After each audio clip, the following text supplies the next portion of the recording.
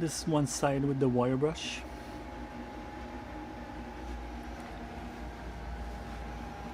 It's very efficient to Get rid of the surface rust.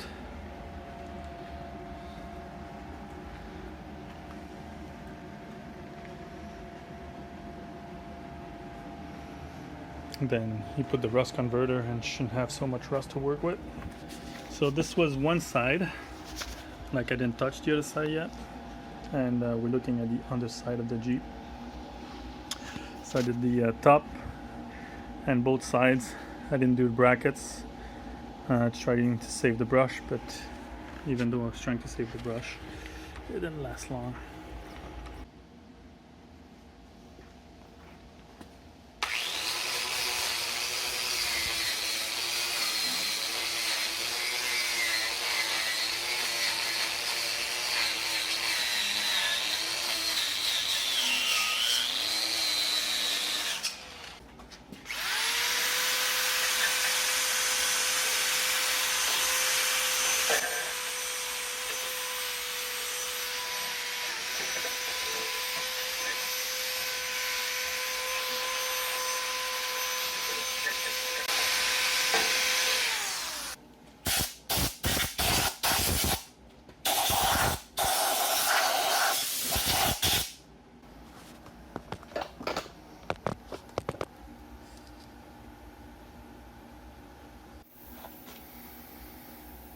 So I used that brush, which is outperformed like significantly the other type of brush. I did like completely the other side and retouched everything, and then it held up very good, enough that I think I can finish the whole frame with it. So if you have to buy a brush to peel the paint on your frame and the rust, then I suggest to use this one. So I was able to finish all the underside. I used the like a pointy tip brush with an electric drill to do like the areas where it was narrower and I couldn't access with the other one. And then I also finished or touched up with the scaler, the pneumatic scaler, which is this tool. I want to drill holes in the frame to help drain and prevent rusting.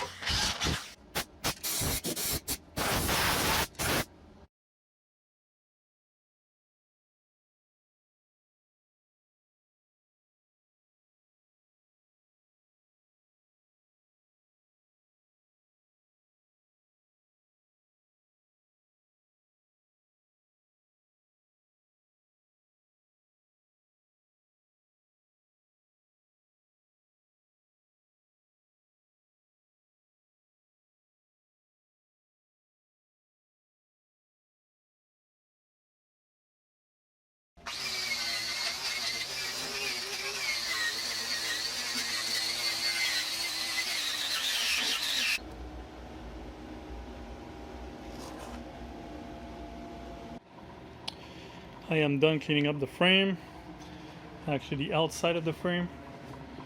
Now I'm gonna need to put some welds on the tabs here. I have one weld to put here and one weld to put there. Yeah, so everything is cleaned up. I put some holes on there right here. It's supposed to be the lower side, the lowest point of the frame, so it should drain properly. I'm not going to put any caps on top of the holes. I think it'd be better for drying and cleaning if I don't put like the caps on. These buckets, I think it's a flawed design. They're hollow and there's dirt in them. I tried to remove the dirt as much as I could with the scaler, vibration and compressed air, but I'm sure I didn't get them all. They're still good. I can still change them like after the Jeep is built, so I think I'm gonna leave them there, use them, and then when I do like a full suspension upgrade, I'll cut them and then put new ones. But as for now, I'm just gonna keep it like that. I noticed one side, I think it's this one. There's a lot of dirt in it. No, this one is actually not too bad. It's the other side, I think. There's a lot of dirt in it. Yeah, this side. Um, even with compressed air, I can get it out. So I think what I'm gonna need to do is gonna need to use water. I don't have a hose extension. Mine that I had blew last week or 2 weeks ago, so I need to go get a garden hose again. So tomorrow I'm gonna do that.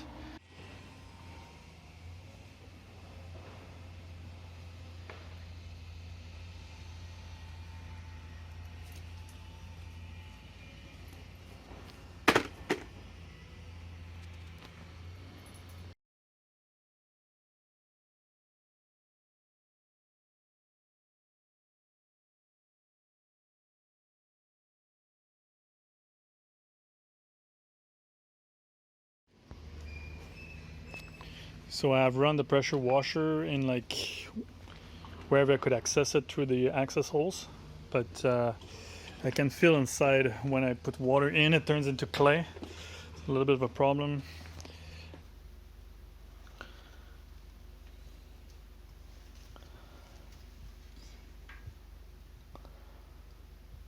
Yeah.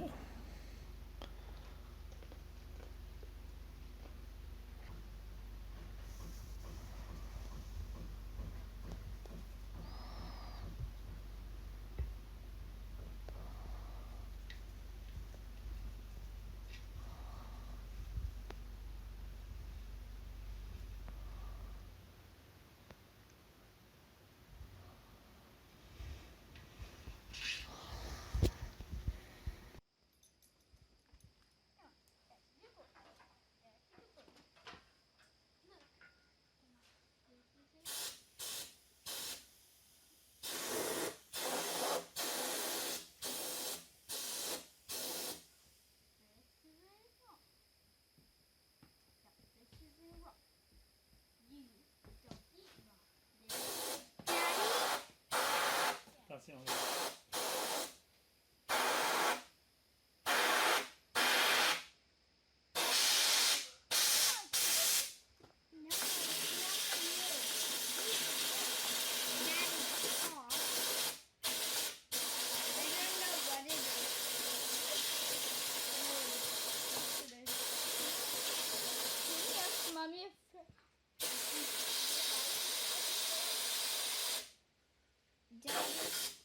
Daddy, Mm-hmm. Mommy told me to give this to you from the garden. Yeah, meow, meow. Thank you.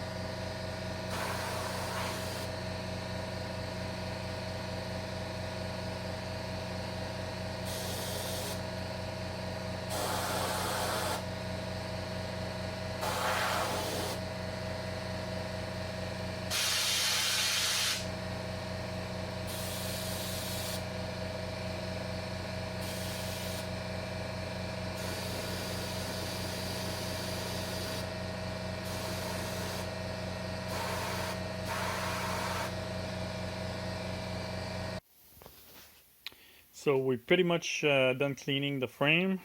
So to recap everything, initially we used that to remove all the gunk that was on the frame, all the dirt and the wax protector that was on the frame. We went over and like brushed the entire frame.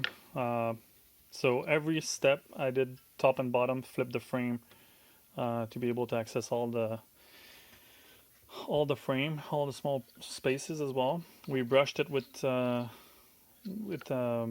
stainless steel brush. I think it's stainless steel to scrape all the dirt. And then we went over with like a hard brush. It's like twisted metal, paired with a grinder to get the frame almost on bare metal everywhere and remove all the rust. Alien? Yes. That's right. Then we use like a scope, little camera to go inside and see what was in there. So Yes. what we found, it was a lot of Gunk. It's like a mix of clay and rust actually. So initially I tried to pour water in it and water pressure it with the water pressure, but as soon as the water get in contact with this dust, it turns to clay, and then it's very hard to get off. So what we did is with the cam, we inspected the wool frame and located the area where there was the most accumulated gunk, like Liam described. And then we used the air compressor and like fed through. This is like a simple fuel tube, and then just feeding it through, and then pushing all the material out, and then it blows it out through the holes, and we obtained pretty good result with that. And what helped even better on this, there's like a T adapter. Yeah. Because it's a recycled tube that I found in my stuff, leftover stuff, and then having this little T section actually worked even better. Yeah. If Liam can demonstrate, like if you just press the valve, Liam, and we'll see what it does. So because of the random action when the air is like getting out of the tube, it helps a lot, like okay, that's it, thank you. It helps a lot dislocating like all the material inside the tube.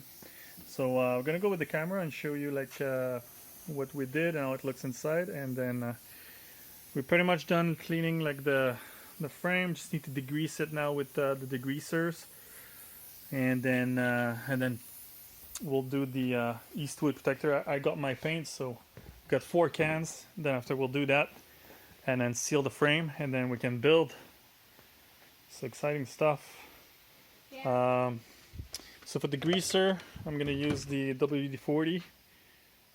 It's already pre-mixed, you just need to apply it. So we're gonna soak the wool frame in it, and then after that I'm gonna do the pour 15 degreaser on top of that, and then wash it in between, and once it's all degreased, then I'll be ready to go.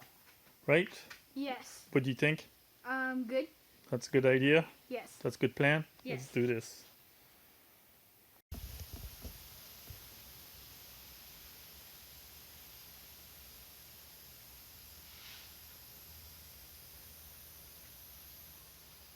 Where's that little dog? It looks all clean now.